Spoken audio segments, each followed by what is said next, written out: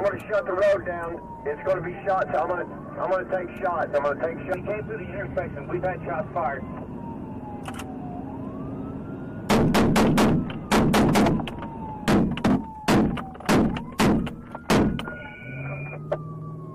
don't know if he's shooting at us. The shots fired.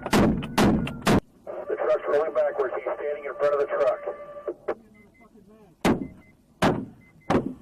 Shooting at you guys.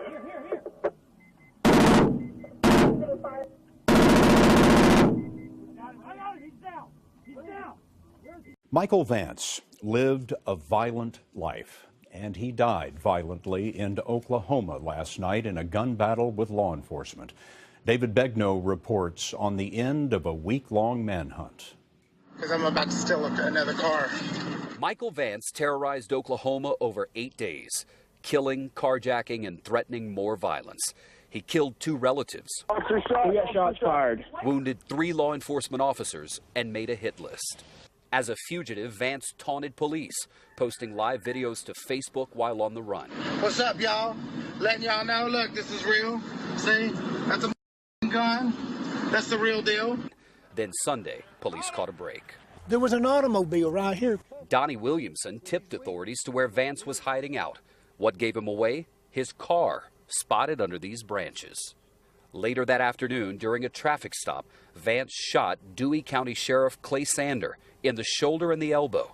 The sheriff will survive. 30 minutes later, Vance was killed after a shootout with Oklahoma State troopers. They came out firing his rifle. Mickey Baker says he witnessed Vance stop and confront those troopers. I could see the flare of his gun.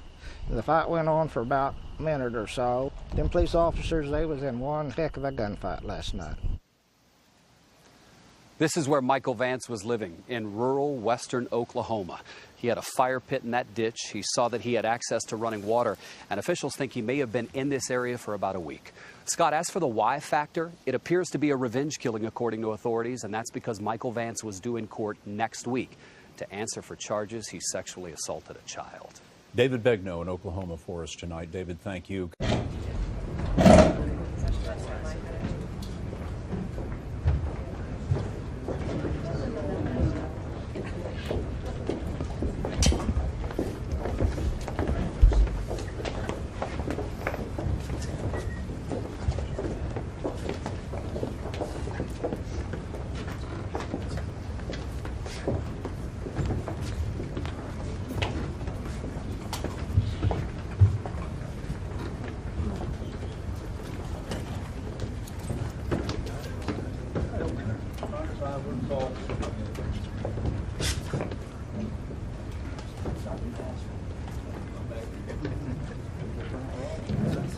Well, it's 2 o'clock. Y'all ready to get started?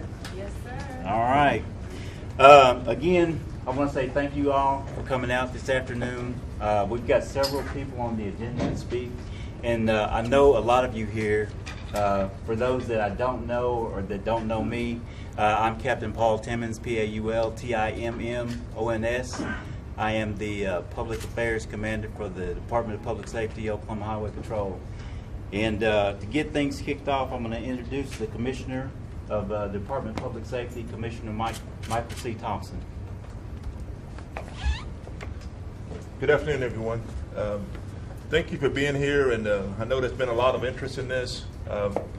Just in terms of ground rules, I just want to tell you up front, there are a number of things that we won't be able to share with you today. There are a lot of individual investigations taking place, but because of the high interest in this, we all collectively wanted to gather at the same time and just tell you what we can at this point so we all be on the same sheet of music. For me as the commissioner, I've got to tell you, one of the main reasons I wanted a couple of minutes to talk is I just wanted to thank this assembled group behind us. I've never seen such an extraordinary example of cooperation in my 27 years of law enforcement. Michael Vance was a really tough guy. He was a violent guy. And it took all of us working together to bring his rampage to an end.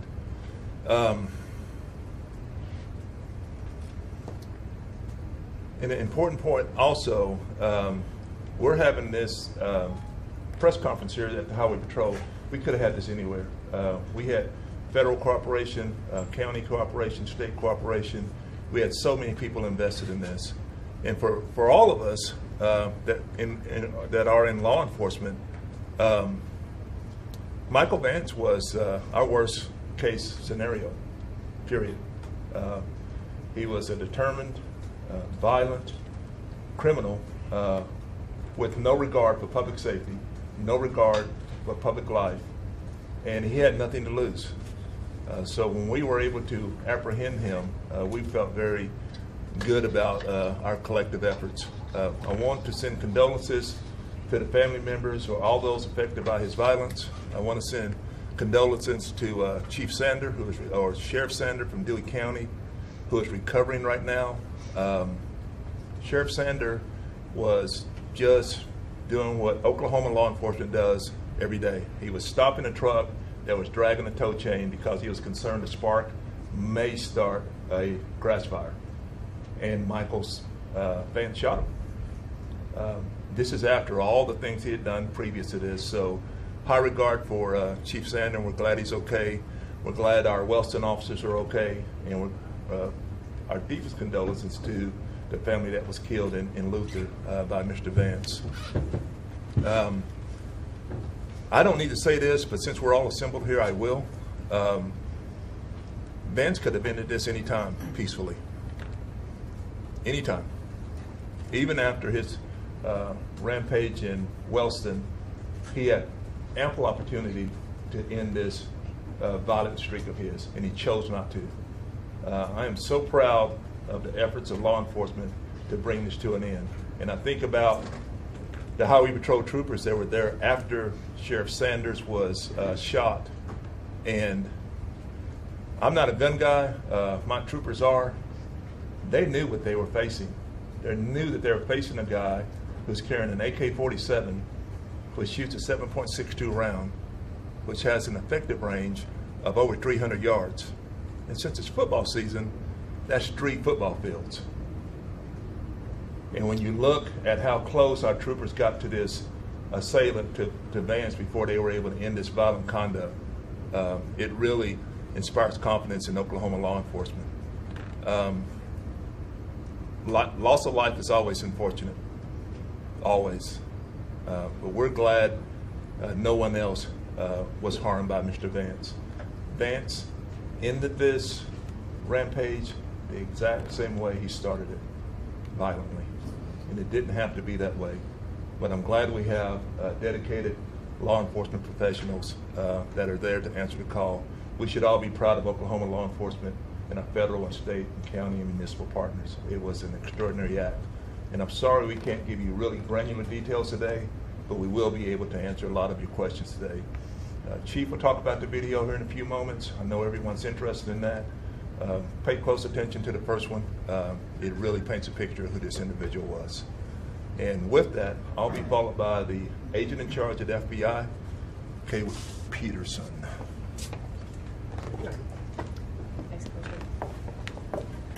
First of all, I'd like to echo the Commissioner in expressing my sympathy to the family of Roger and Kay Wilkson, and my hopes for the speedy recovery of the sheriff, the officers who were shot, and the citizens who were shot by Michael Vance. It was an easy decision to bring all of the FBI's resources to bear to help apprehend this dangerous fugitive. This is a man who would shoot law enforcement, people who came to work every day to protect our citizens, would shoot total strangers, and would kill his own family members. So I think it was clear to the FBI, as well as everyone else in this room, that we needed to pull out all the stops to try to apprehend him. And as part of the FBI, we were just happy to be able to contribute anything to this apprehension effort. This is what you can expect from us. We're proud to be members of the Oklahoma law enforcement community, and we will be here to protect the citizens of Oklahoma whenever such need arises. I'll be followed by U.S. Marshal. Can you spell your first and last name for us, please? It's Catherine Peterson, Kathryn Peterson. Good afternoon. My name is Charles Weeks, and I'm the United States Marshal for the Western District of Oklahoma. I'd like to start out by saying, as a law enforcement officer, but foremost as an Oklahoman, I'm certainly glad that last week is over. And I know my fellow Oklahomans are certainly glad that it's over. The people that I talk to and family and friends, You know, no one knew when this individual might pop up, and now that it's over, we're all very grateful. The United States Marshal Service spearheads the Metro Fugitive Task Force. That is comprised of federal, state, county, and city officers. And I cannot thank the federal agents and the Deputy United States Marshals, the troopers, the Oklahoma state agents, and the city officers and the Sheriff's Department deputies who comprise our task force. It's what we do every week. And the spirit of cooperation in Oklahoma amongst these agencies, you know, came to the forefront last week. You know, it's teamwork. It's something that we all strive for every week. And as you're going to see on the video, it's dangerous, dangerous business. You know, I want to say to my brothers and sisters in the Highway Patrol, what they did to end this Sunday night was extraordinary. I wish that, or I hope that everyone who was injured and killed, they have my sympathies and my condolences. I hope they have quick recovery. I especially want to thank Sheriff Clay Sander, Wellston Police Officers Jim Hampton, and Shawn Stewart, because what they did, they are true heroes. You know, every day as a law enforcement officer, we saddle up and we go out and we hope it's a routine day. And in a split second, it becomes not a routine day. And they lived it.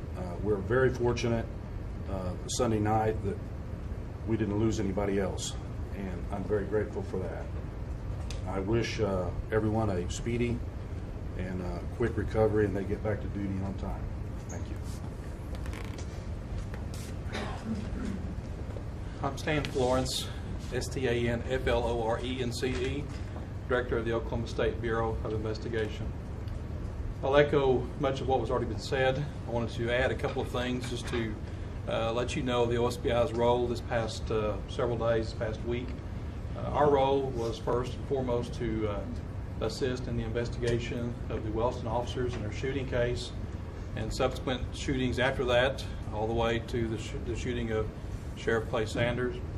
Other resources that we provided this past week involved certain criminal analytical assistance, information sharing through the Fusion Center, and also laboratory analysis. In each of these shooting scenes around the state, we collect evidence and brought forward to the lab, and we're doing our part to try to identify the persons involved, as well as maybe perhaps connecting the scenes together. So our role has been, in that sense, from an investigative standpoint.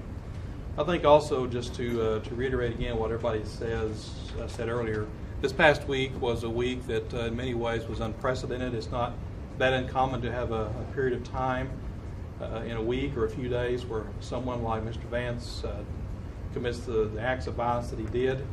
But in this instance, what happened, as we all feared, it would end violently. But fortunately for most of law enforcement, the injuries are all not life-threatening, and that's good. In terms of the cooperation, I'll just close with this. I too have been involved in law enforcement for many years, and both on a local, county, and state level. Oklahoma, even though we're talking about and highlighting what's happened this past week with law enforcement, we always have worked well together. And it's good that we can have an occasion like this to come together. We're all healthy, we're all well, and we can actually look back and see where these relationships that we work hard to develop and discuss things, how we can actually see them put into an actionable plan every time something like this happens. So I applaud everybody, all the agencies who are involved. Most importantly, I want to applaud the citizens. We received numerous information and tips from the public, and we say that many times in press releases about instances and cases and things of this nature where we're trying to bring some sort of resolution. The public certainly did and always plays a vital role in helping us resolve these things. And so our hats are also off to the public for the service they provided in helping us bring this to a conclusion. Sheriff Bruce Peoples, the Custer County Sheriff, will be coming up next. Good afternoon. I'm Bruce Peoples, the Sheriff of Custer County. In the video, you're going to see the roads that this incident occurred on are all in Custer County. I want to take this opportunity to, on behalf of the citizens of Custer County, to thank all of these agencies that come together to help apprehend this individual. He was a direct threat to our community, and it's on behalf of them and the members of my department who participated for long, hard hours to make this come to a successful conclusion. We greatly appreciate. Our next speaker is Sheriff of Oklahoma County, John Wetzel.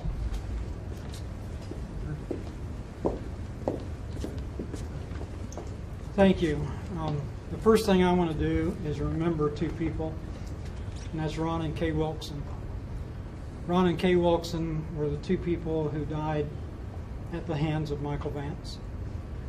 To their family, we were in Luther this past week as we said goodbye and paid our respect to the Wilksons. To the other victims of Mr. Vance, we wish them well. The 3 law enforcement officers who were shot, in addition to the other victims of carjackings, attempted carjackings, and just shooting. We have in custody today 3 people: Danny Roach, April Harden, and Reginald Moore, for their part in assisting Michael Vance. Danny Roach and Reginald Moore are facing charges of accessory to murder.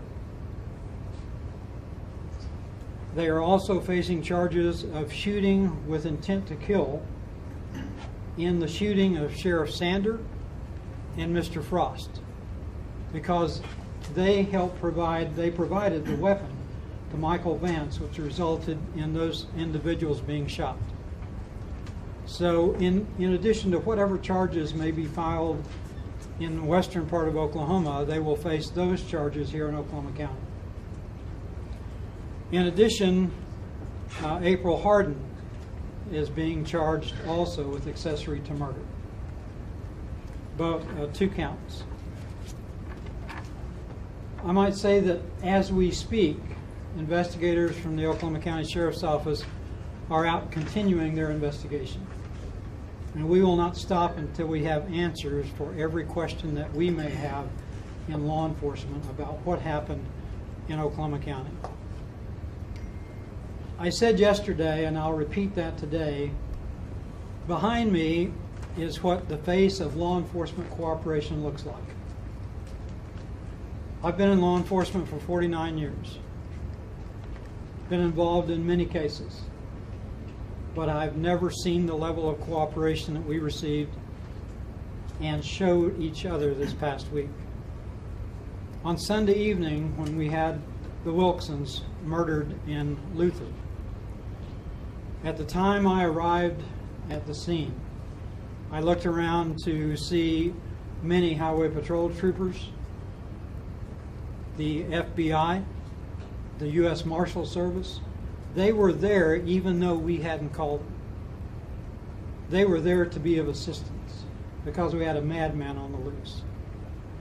The OSBI is doing work for us now in processing the firearm.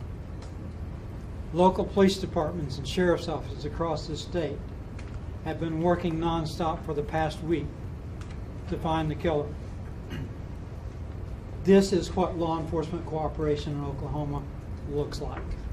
I could not be prouder of what I have seen and witnessed, both personally and as an agency, this past week.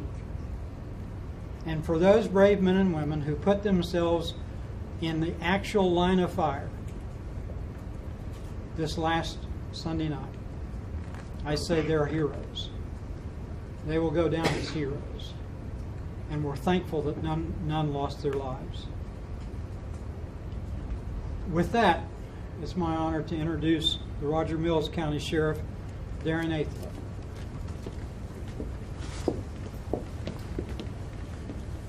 I would just mainly like to say thank you to the people of Roger Mills County and the staff of the Roger Mills County Sheriff's Department. And then it gets into the surrounding agencies. It was a quiet Sunday afternoon for us. We're a small agency. Shortly after we received the call, I mean, we felt it was credible. We felt we knew who we were looking for and what we were dealing with. Shortly after I arrived in Hammond, Captain Knighty with the Oklahoma Highway Patrol arrived, and a command center went up quickly. I was very impressed, and I was glad that they were there. The Oklahoma State Bureau of Investigation, the FBI, U.S. Marshal Service. Again, I'd like to thank the citizens. We've been circulating social media all week, just not sure that he was gone. And the citizens stepped up. They remained calm. One agency that has not been mentioned, the Oklahoma Department of Wildlife. We have a lot of public lands. Vance had a lot of places to hide in Roger Mills County. The Drug Task Force, all the surrounding counties. I'm happy and I'm confident that whenever I send out a call, my peers, the surrounding counties, Ellis County, Dewey County, Custer County, Beckham County, Hemphill County, Wheeler County, we're there for each other, and we'll be there for you, and thank you. And Chief Estes with Wellston Police Department.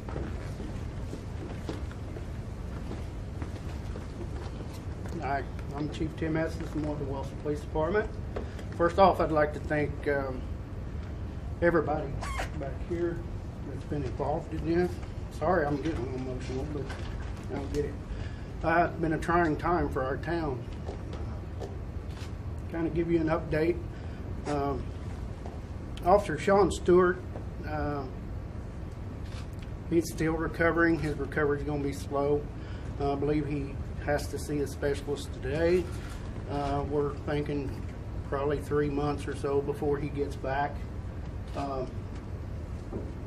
Officer Jim Hampton should be back. His recovery is going well and should be back in the next couple of weeks. On behalf of myself, I'd like to thank the town of Wellston for all of their support, prayers, calls.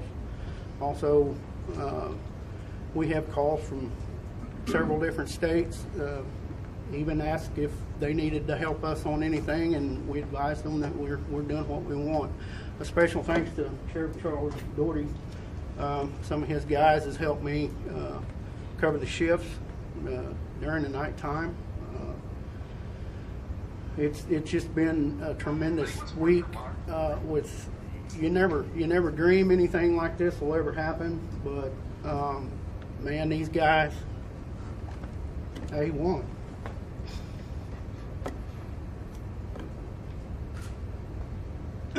But everybody's going to be okay. I mean, we'll survive and we'll pick it up and we'll go. I'd like to thank the media that's kept the story going and let people know all across the state of Oklahoma that this man was out here and we didn't know for sure where. And it worked out. He got caught out in western Oklahoma. And you've got to pretty much advise that, you know, this man made his own choices. It wasn't nobody else. He made his own choices. And he got caught. He got caught. So that's about all I have. Again, I just want to thank everybody that has called and offered prayers and comfort. And like I say, the guys behind me are top notch, and Oklahoma should be proud. Thank you. Thank you. Afternoon, I'm Chief Rick Adams, the Oklahoma Highway Patrol. I'm going to try to go through some details here. We'll show the video, kind of give you a little bit of what transpired that evening. But first, before I say anything or go any further, I want to say what an amazing privilege it is to be able to lead such a fine organization and to work with such fine professionals that we have standing behind us here. Is that this was this entire incident? It was we all worked together. We worked together closely to try to bring it to a conclusion. Reiterate everything that's been already said. Thank y'all all for your service to this state and to your communities. During this conference, I want to, before I get started off here, going too far into it, give thanks to God that our sheriff is going to be okay. He's a brave man, doing his duty, doing his job. Never knows what you're going to stop out there, and he's recovering in the hospital. He has his undersheriff here today to represent us here today. Appreciate you being here, along with all of our other county partners from around the area there in western Oklahoma and here locally. What I'm going to show you today at this conference is kind of set the stage for what happened on Sunday out in western Oklahoma. I'm going to also take it down to the end and what ended the rampage of this killer, this murderous individual. What you will see is you're going to get to see the context from a Highway Patrol helicopter that had picked up this image. We'll have a FLIR camera, so just for the context as we go through that, FLIR doesn't give you television quality picture, but you can get a good sense for it and especially for the mindset of the individual that our troopers are facing on the roadway out there that evening in the dark. Also, you'll get a chance to see three different ground units actual video. And you'll see some tactics that was deployed during this period of time, which, yes, they're within our policy and we train in order to ensure that our officers survive and that they're ready to take on or confront a situation just like this, that they're equipped and they're prepared for it. First of all, this evening, the evening when this occurred, this call came in at around 2:51 in the afternoon. Troop A Clinton headquarters got this call, the sighting that come in through 911 transfer. Information went out. The calls went into the surrounding areas. The sheriff's offices immediately moved into the area along with the highway patrol that we had in the area. Captain Brad Knighty, which is here today, was the troop commander of that particular area there. He put a plan into place very quickly in order to secure the immediate area down. Passed this information up. Information of a photograph was passed. We felt pretty certain at that time that this is a really high possibility that we had a suspect here. Information through our federal partners was passed. They believed that, yes, it was actually a Mitsubishi Eclipse. Now, whether it was his car or not, we still didn't know. OSBI, once we got to the scene, was working on trying to identify 100% sure with the DNA that this is the fellow at the scene, but we all felt very confident that it was him that we had in the area. The troop commanders from Troop I, Troop J, Troop H, Troop M, those are geographic troops from the Highway Patrol, all put up what we call a Signal 1 plan fairly quickly into place. Basically, we're not putting up necessarily roadblocks. We are putting people at staged areas all over the area to keep an eye on what's going on and to monitor what's coming to and from down the roadway. So we've got a good knowledge that if we got something transpires, we got people close. Of the other troop commanders that responded to the area, the three troop commanders that were locally worked seamlessly together. Captain Brad Knighty was the actual troop commander. Captain Stan Walker, which is the troop commander out of Troop I, which bordered the area here, and Trooper Bradley Shepard out of Troop J. All three stood the command post up quickly and began the operations there at the time. I made personal phone calls to all the sheriffs that are involved here and visit with the ones I couldn't get a hold of at the scene at the command post. We made some determinations that we felt like we needed to get information out quickly because of this being a dangerous person, though we weren't 100% sure. I believe some of y'all heard us in our comments that this was the strongest lead we had to this point. And short of a DNA match, we felt like we had him in the area and there was no evidence that he had left. So at that point in time, all of us conferring together, we decided it was a place to plant our flag and to dig in, and we were going to be here until we found him and we found evidence that he had left. At this point in time, the net went up. We started securing assets from around the state. We had an outer perimeter set that was set by our command staff back here in Oklahoma City area, and it went up fairly quickly. And we even had units as far back as toward the border of Oklahoma Troop A area that was being monitoring traffic or a possibility of somebody that might have slipped by. At approximately 9:47 in the afternoon, we get our first notification, and we use these approximate times. We get our first notification that the sheriff has actually come across the suspect. We believe he is the suspect. He is at this point in time, probably because of the pressure that the entire law enforcement community is putting on there in the area. He has left and he is now looking for a vehicle, something to get out of, and he gets into a different vehicle, into a pickup truck that's pulling the chain, and as the commissioner spoke earlier, kind of tells you what happened and why he originally was stopped. The sheriff was able to get rounds returned and was able to get a call out for assistance to let everybody know that he had just been shot and that the suspect vehicle description. Just minutes later, our Highway Patrol helicopter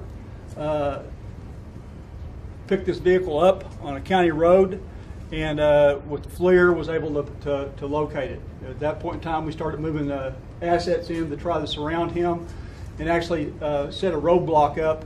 A roadblock was actually put into place just minutes before. This is what you're going to see on the tape. The roadblock goes in just minutes before the suspect gets there as he's traveling southbound down a roadway. Just minutes before he gets to the roadblock. There are rounds exchanged at the roadblock as he goes through. Make a point here. We know that this is a dangerous individual. This is a killer that's killed his own family. This is a person that's injured law enforcement officers, and he's just shot another police officer. We have every reason to believe at this point in time that deadly force is authorized if we cannot bring him down peacefully. And he's had every opportunity at this point to surrender peacefully. He runs this roadblock. Runs through the roadblock. Our troopers continue to pursue. At the point, and I'll set the video up here.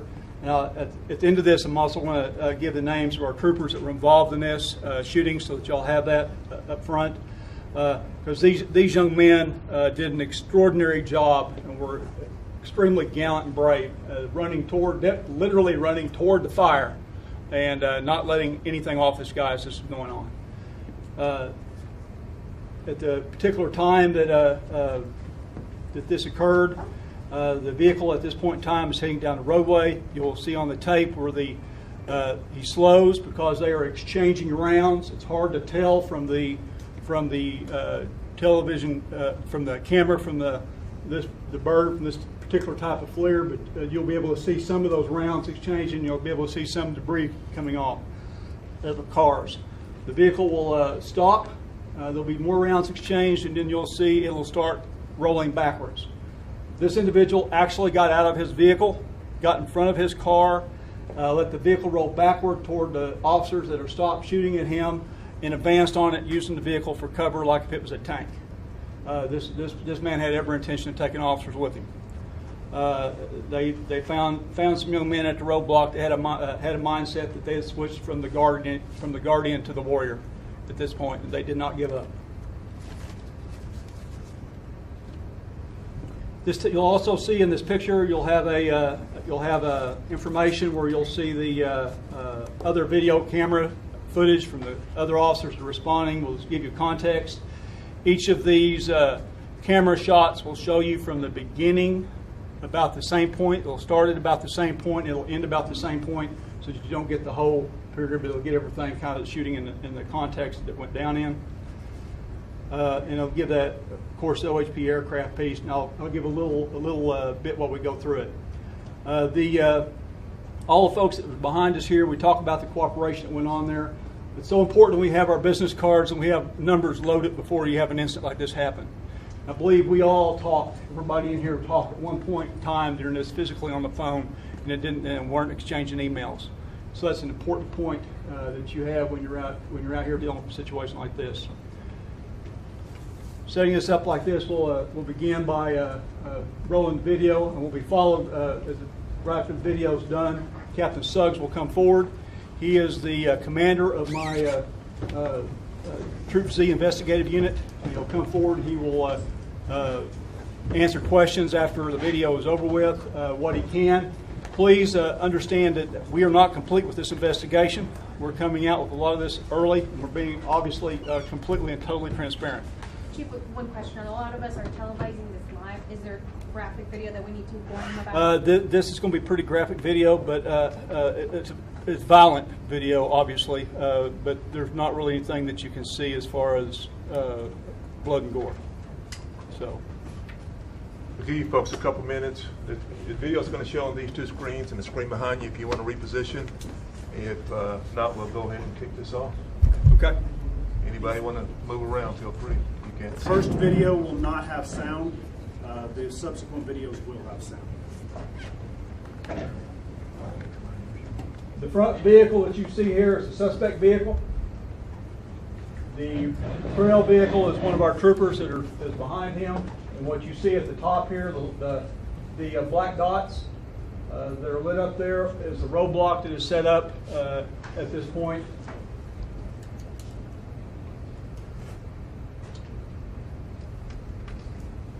For context, obviously the speeds are looks much greater on the ground than what it does from the helicopter in the air. What time of day is it? Say again? What time of day is it? It's 9:55 in the evening.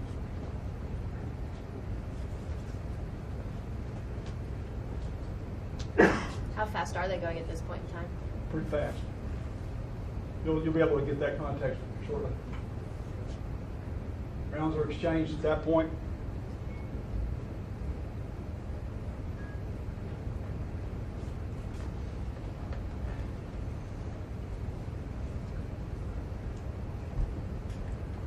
So that's Vance driving right through an Oklahoma Highway Patrol roadblocks, what you just saw.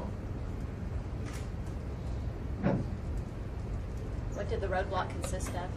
Consisted of 3 units that were sitting there, 3 patrol units that were sitting there at the location. And which street was this? This is a cemetery road. That's why I call it family from that area. It's just about a mile west of Butler on 33 Highway and about 7 miles north on Cemetery Road there. Lincoln County Road might have an actual different designator, but most folks there know it as Cemetery Road. What you cannot tell, and you can start looking closely, there's rounds being exchanged between both the unit and the suspect at this point in time.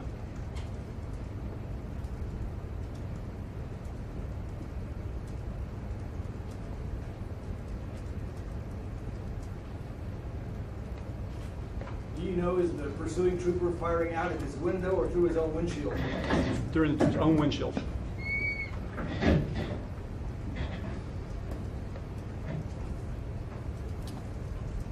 What's the name of the trooper who was in the... I'll give all these here shortly.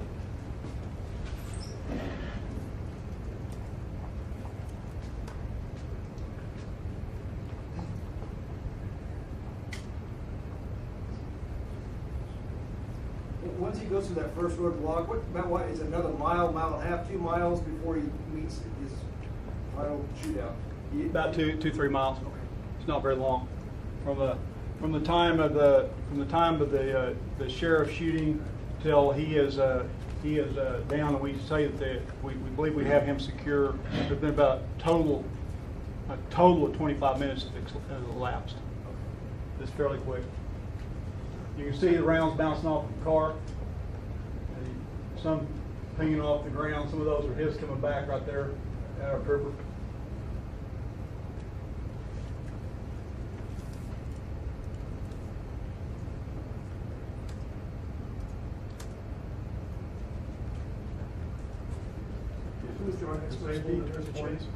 They've already tried to disable it, and they've tried to the shots were actually meant at him and the vehicle. They were trying to bring this to an end. But is the truck disabled at this point? Or? No, We're not certain whether it's disabled at this point or not.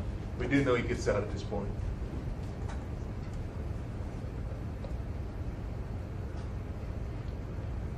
You see rounds peppering off the ground. He's still firing. That's the skid on the helicopter. Here he is outside the vehicle. You can see him advancing. You can see his bullets casings against the white background. They're flying off the vehicle, flying off into the grass.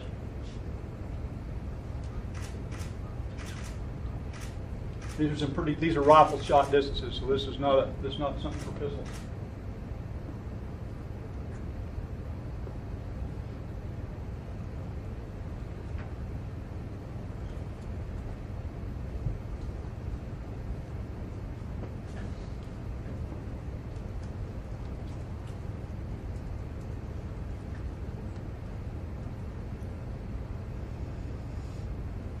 idea how many times he was shot? Not right now. We'll have to leave that to the rest of the investigation. Multiple. Are those black pock marks that were happening after he had fallen, are those more shots? Yes, sir.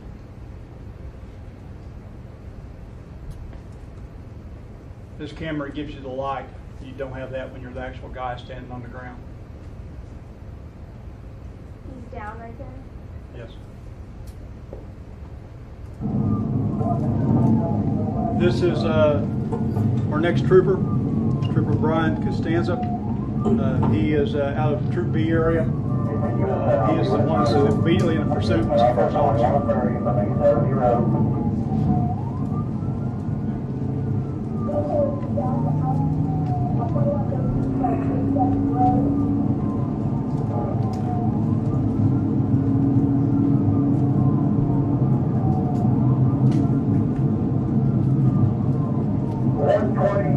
Air 1. Go ahead. Hey, I think in pursuit, I think that's the right number that trying to stop this guy that did it. We're in pursuit. Gotcha. Hey, if I get found, I want to shut the road down. It's going to be shots. I want to take shots. When he gets up there, I want to shut the road down and take shots. Okay, we just did that last intersection.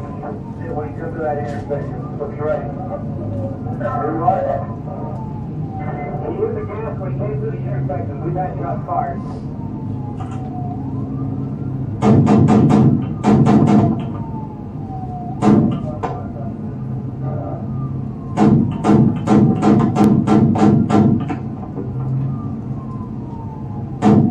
We're southbound secondary unit, 820 secondary unit. Hey, you better please stop for one shot fired. Brian, are you clear on that shot fired?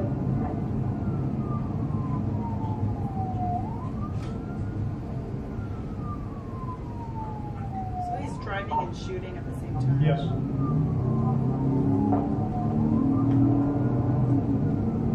Okay.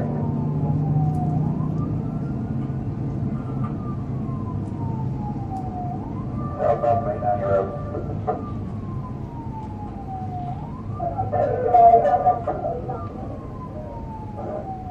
What kind of weapon is he shooting with? What is that, you know? They're trooper shooting with M4.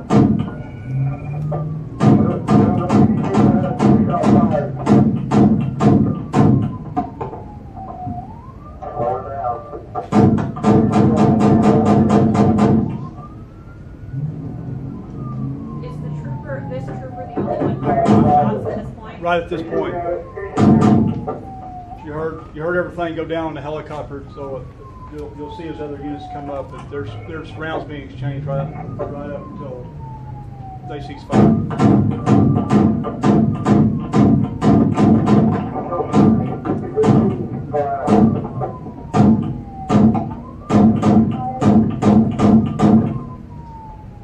Saw some rounds bounce back here toward the control unit.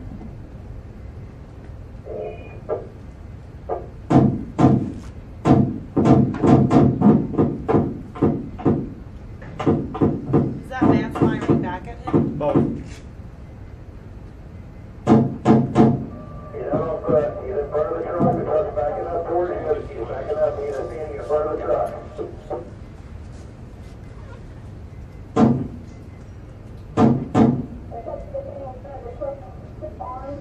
The truck's rolling backwards. He's standing in front of the truck. Shooting at you guys.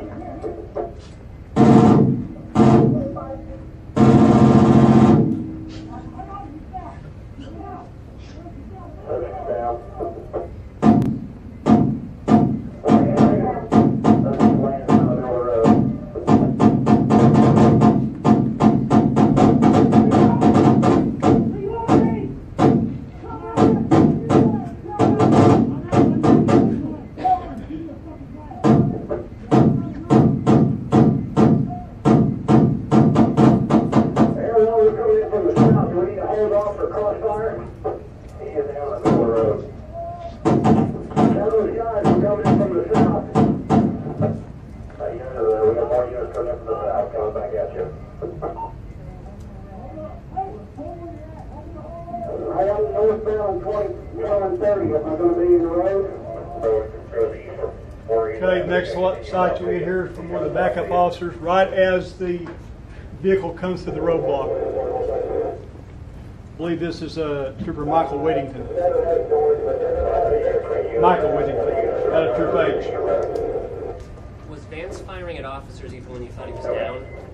He was prone on the ground. He was just outside the eyeball shot from the officers out the dark.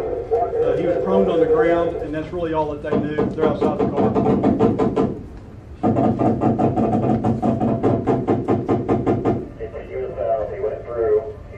These are just seconds elapsing.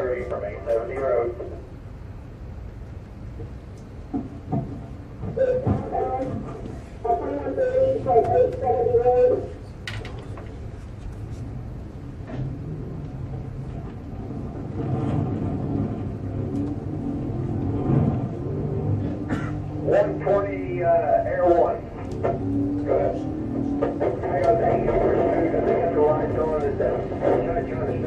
Chief, what kind of firearms do your officers have?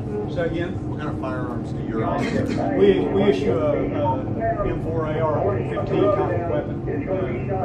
Just attack team, he's got a department back on team. Those fully automatic? The ones that he had was.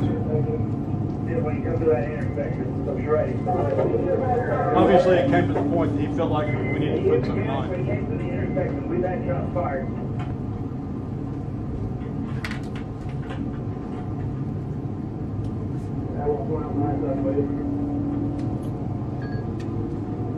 Those gun battles, 2 or 3 rounds are exchanged. Obviously, that was not the case here. Do you know how long it was from when the first shots were fired to the very last? Just give you a rough ballpark, probably 5 minutes. 5 minutes. This is going on for a bit. We're not certain. Not certain of the We're time. not certain. Don't hold it to that. Not certain. Yeah, shots fired. I'm trying to knock him out.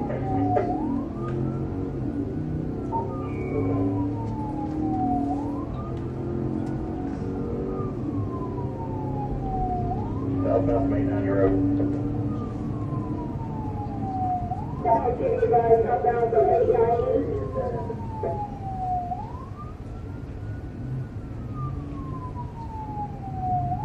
How many times were these troopers' vehicles hit? We don't have all those numbers yet. They're still under investigation. We can ask some of these questions later, but we really at this point in time don't have all the final.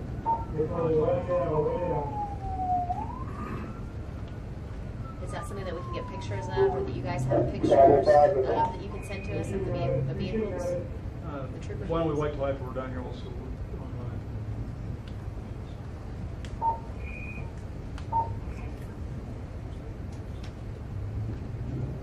Most of this is still secured up for processing.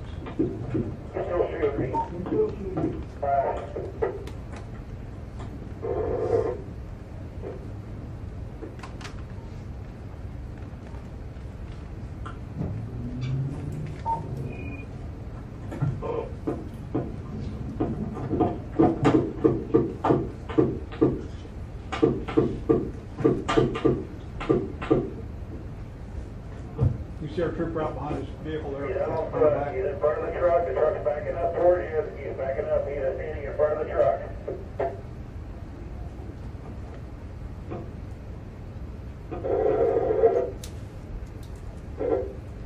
The truck's rolling backwards. He's standing in front of the truck. Shooting at you guys. Is that the helicopter talking? It's helicopter talking. No. I'm just laying down the middle of the road.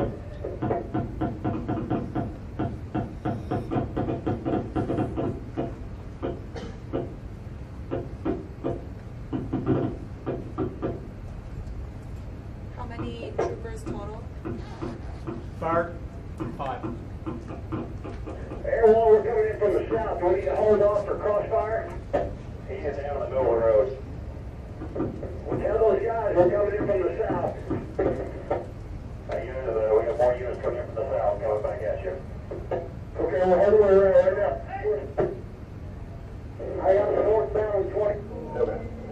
Next unit perspective. Let's go ahead and give you the name of all the units involved. The sequence of these, not for sure what the sequence is in right now. Trooper Brandon Stewart is out of Troop A. He was here. Trooper Trent Kiesler out of Troop H, and Trooper Chris Handover out of Troop A. You know, are those troopers involved in this? Are they veteran troopers? Any of them like fairly new troopers? They're all veterans. Yeah. This is Trooper Michael Whittington here. I see him proper while ago. Should have incorrect a while ago. He's out of Troop S, or size and weight unit.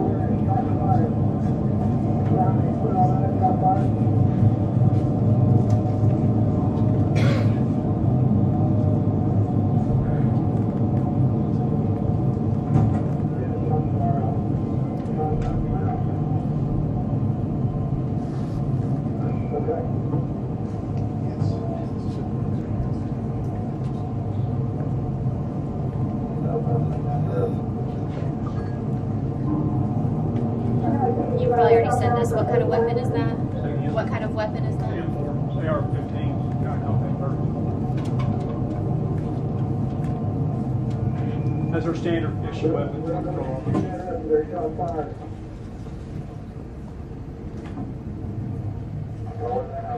How often would you say they use those? I practice with them every year. These guys. But I mean, like out in the field. Yes, these guys, we have them to work on firearm proficiency a lot. So.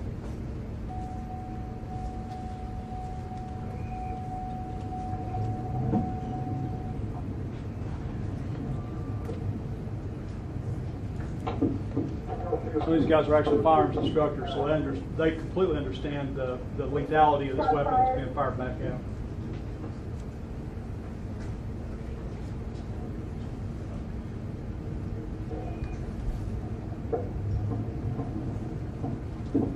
Just to be clear, you said okay, some of these troopers are all from different troops. So I guess during the course of the afternoon Sunday, a lot of troopers from around the state converged in this area. As part of putting the Signal 1 in effect, we had troopers coming from all over the state to this location. We brought additional resources in, including our tactical units, and we were preparing to bring in other units because we were going to be there for a while until we found this individual.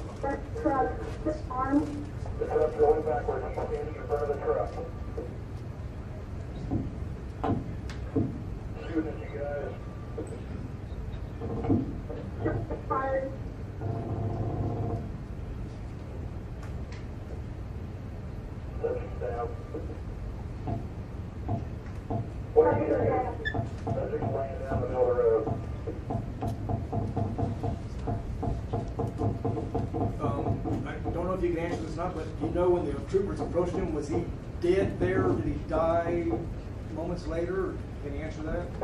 I'm assuming he was probably down immediately, but we have no way of knowing. But I mean, when the troopers approached him, checked him close, was he dead? Yes.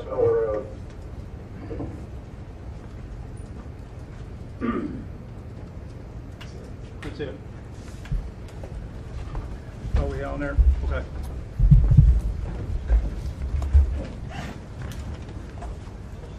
Okay, folks. Again, these young men did an extraordinary job. All the troopers involved, along with everybody else that was out there. It was pretty obvious here. This night, this was going to end. This was the night that we were going to make sure that he didn't hurt anybody else in one of these communities. These guys did an exceptional, extraordinary job out there under terribly, obviously stressful conditions, making the decisions that they did. All the folks here in locations back here, like I said, all these officers and all these other agencies did a fabulous job of being there and working together seamlessly. We're just really proud of the way that the entire operation went down. I'm going to be followed by our Troop Z commander, which is here, Captain Suggs. He is not going to be able to answer a lot of questions because this is still, again, under investigation. There's details that he is not going to be able to provide today and may not even know yet. Okay, so please take that into consideration. After he's complete, Paul, Captain Timmons will be here, and we will all be here to answer any questions for a little while that you may have. Yep. Captain, can you spell your first and last name for us, please? Brent, B-R-E-N-T. Last name is Sugg, S-U-G-G. And Lieutenant Brent Jones, J-O-N-E-S. The pictures that we have on the screen, these are of Trooper Brian Costanza's patrol issue Tahoe. You can see there's a couple of rounds on the passenger side. Those are rounds from Vance's AK-47. That's a close-up.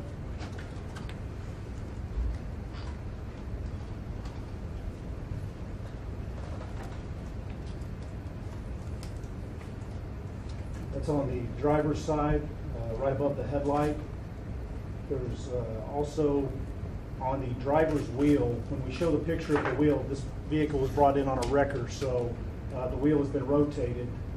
So there's a defect on the right side of the image you're looking at on the middle portion of the wheel where the wheel was shot. It's been rotated due to the wrecker. And then the final picture, I believe, of the vehicle will show the round that went through the spotlight just a few inches from where Brian Costanza was sitting in his patrol vehicle. I think the videos showed a pretty clear picture of what took place on County Road 2130. Troopers engaged, 3 troopers engaged Vance in his vehicle as he ran a roadblock. At the final scene, 5 troopers engaged Vance. He was returning fire at our troopers. You see the pictures of Trooper Costanza's vehicle. When Vance's weapon was an AK-47, he had 2 30-round magazines. He emptied both 30-round magazines. When we recovered the weapon, it was at a lockback. There were no rounds remaining in it. As the Patrol 1 video showed, he was firing multiple rounds at the time. When he exited the vehicle, he was using the vehicle as cover and concealment, similar to the LA bank robbers in the mid-90s. Same technique, same tactic, trying to engage those troopers. Have any questions? It was an actual AK-47. Yes. And so when your trooper was returning fire, he was just shooting through the windshield then, or had the windshield been broken out? No, he was engaging through his windshield.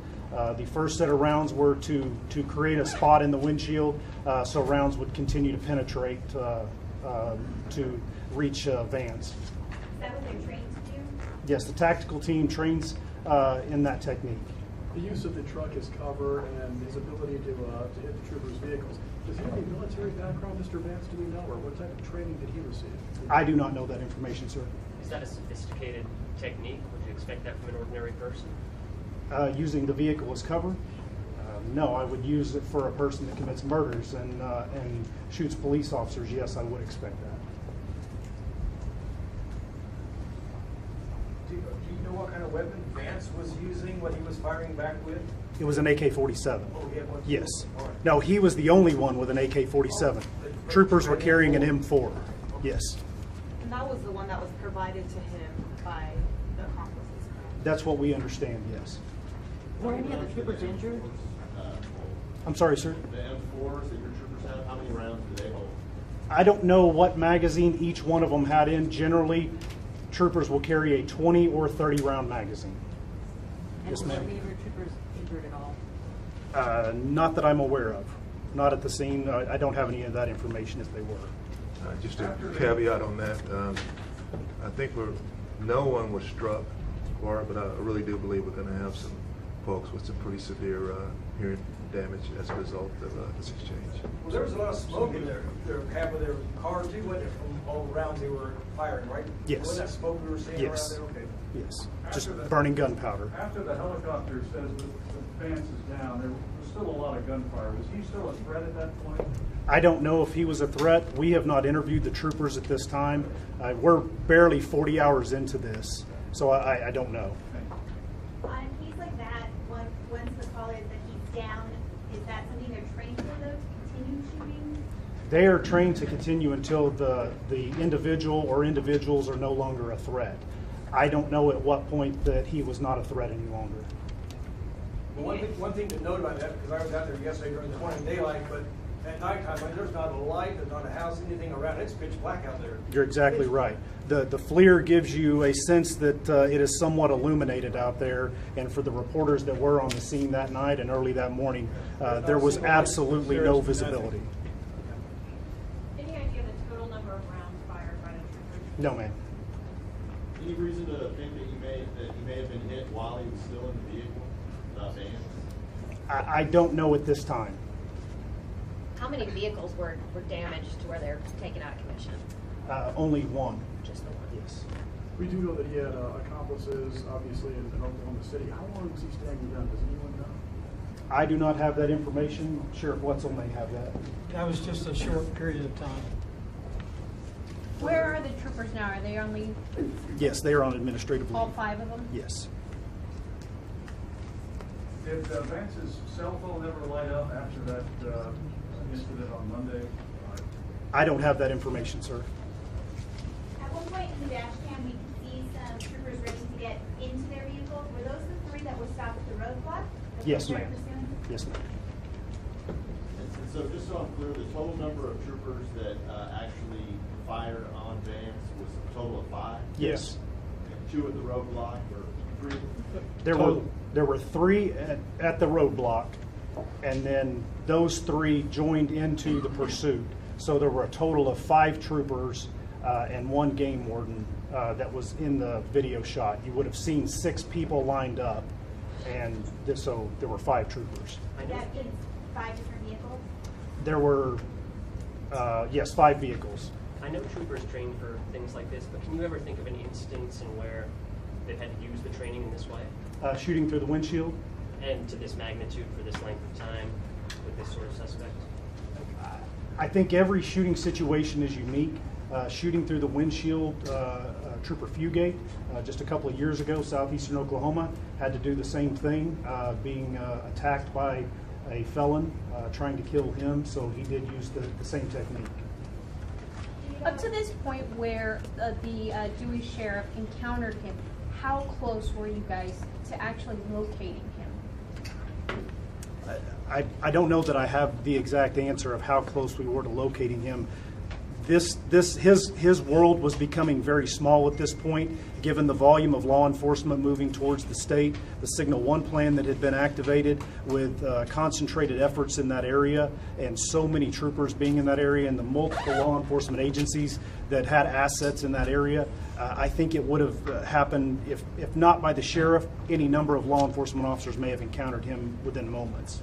One key point about that, just to go with it, if you notice, he never left the vehicle he stole to the first sight this entire time. He's been with that car until now. He knows he's under pressure. He decides to steal a car, and so how close? We don't have a timeline on how close it is, but obviously his mistake is what tripped this. Did the game warden also did he fire a shot? No, he did not. If you notice in the video, it appears that his weapon may have malfunctioned. As he steps outside the line of sight of the Tahoe in trying to engage the suspect, he immediately comes back to the Tahoe using it for cover and concealment, and he's manipulating his weapon, which appears to be a malfunction. Now, I have not interviewed him, so I don't have that. I'm taking that based on the video. Do we know roughly the distance they were exchanging fire? I don't have that. It has been measured. I just don't have it with me. The scene was forensically mapped. Do you know what kind of truck Mr. Vance was driving when he was killed? It was a 1-ton flatbed farm truck. I don't know the make and model of it. I just don't remember that. It was a Dodge. Thank you. It was a Dodge. I believe it was either a 2005 or a 2007. Do you all know how he managed to survive out of the elements as long as he did very out to sea and things like that? I do not know. I don't have that information. But he had been shot last week. Yes. Yes, he had. Twice. Are there any other suspects or people who may have helped him out throughout this time? In particular, I wanted to ask if his sister or anything was involved, because he did address in that Facebook Live video, "Thanks, sis, for helping me out." That's a question from the family as well of the Wilsons. And I think that those are things that are being covered by Sheriff Wetzel and OSBI in their investigations of the shootings of the police officers and also the homicides in Luther. I think that will be more along their investigations. I don't know if they have that or have information to share on that at this point. All I would share is that everything, we still, as I said, today as we speak, we have investigators in the field. I know a lot of other agencies still have investigators in the field. There's a lot for us to learn yet. So there could still be more people out there that may have helped. Whatever our investigation turns up is what it will be. How did those We got time for about 2 more questions. How did those people that were arrested, Sheriff, how did they know Michael Vance? Could you step up to the podium and answer the question? We know that a couple of them knew him through work. They worked together. So any other relationship at this point in time, we believe the girl was a girlfriend, and the other 2 had worked with Michael Vance on a construction job. One more question. Earlier, you guys said that Sheriff Sanders was able to return rounds when he first pulled the truck over. Was he able to hit Vance? Like, had Vance been shot at all before the pursuit? All we know right now is he got rounds off. That's still all under investigation. The OSBI, the Highway Patrol, as far as this portion of the incident, we had tactical control of the ground operation there as far as the manhunt on the ground. The FBI, the U.S. Marshal Service was investigating. They were charged trying to find all the leads, run out. The OSBI was investigating their pieces that are on the ground. So what you get when you get this snapshot here is kind of the snapshot of how it ended. This obviously it transpired over an entire week of time that caused this to begin. So. Okay, we're going to go ahead and wrap this up, and Trooper DeWhite is going to have copies of the DVDs, and he's going to ask you for a name and what media outlet that you're with. And some of these other agency representatives will be available for questions, probably for a few more minutes on their own. Again, I want to thank you all for coming out today, and hopefully we've cleared up some things for you. Thank you.